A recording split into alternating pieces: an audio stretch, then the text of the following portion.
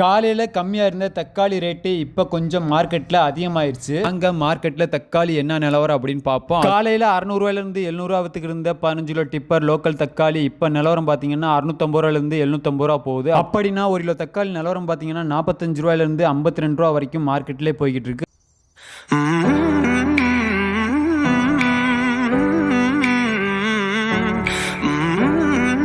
அதுவே வெளியூர் தக்காளி மைசூர் தக்காளின்னு பார்த்தீங்கன்னா 750 800 வரைக்கும் போய்கிட்டு இருக்கு. தக்காளி வரத்தை பொறுத்த வரைக்கும் லோக்கல்ல திடீர்னு அதிகமாகுது, திடீர்னு குறையுது. அதுபோக வெளியூர் தக்காளியும் வரத்து ஓரளவு கம்மியாகிட்டு தான் இருக்கு. அதனால தக்காளி ரேட்டு டெய்லியுமே மாறிக்கிட்டு இருக்கு. அதுபோல சின்ன வெங்காயம், பெரிய வெங்காயம், உருளைக்கிழங்கு, கத்திரிக்காய் மார்க்கெட்ல இன்னைக்கு என்ன நிலவரம் போகுதுன்னு இந்த வீடியோவில் சொல்லியிருக்கேன். இந்த வீடியோவை கடைசி வரைக்கும் பாருங்க. அதுக்கு முன்னாடி நம்ம சேனலுக்கு புதுசாக வந்தீங்கன்னா மறக்காம சப்ஸ்கிரைப் பண்ணுங்க, லைக் பண்ணுங்க, வீடியோ பத்தி கமெண்ட்ல சொல்லுங்க, வீடியோ பிடிச்சிருந்தா ஷேர் பண்ணுங்க. பெரிய வெங்காயம் நிலவரத்தை பார்த்தீங்கன்னா மார்க்கெட்ல பொடிக்காய் கிலோ குறைஞ்சபட்சம் 20 ரூபாயிலிருந்து பெருவெட்டுக்காய் அதிகபட்சம் 32 ரூபா வரைக்கும் போய்கிட்டு இருக்கு. ரேட்டு அதிகமாகவும் இல்லை, குறையவும் இல்லை, அதே நிலவரத்தில் தான் தொடருது. இது திருப்பூர் மார்க்கெட் நிலவரம். உங்க ஊர் மார்க்கெட்டில் என்ன விலை விற்கிறாங்கன்னு மறக்காம கமெண்ட்ல சொல்லுங்க. சின்ன வெங்காயம் பொறுத்த வரைக்கும் குறைஞ்சபட்சம் 40 ரூபாயிலிருந்து அதிகபட்சம் பெருவெட்டுக்காய் 63 ரூபா வரைக்கும் போய்கிட்டு இருக்கு. பெருசா ரேட் அதிகமாகவும் இல்லை.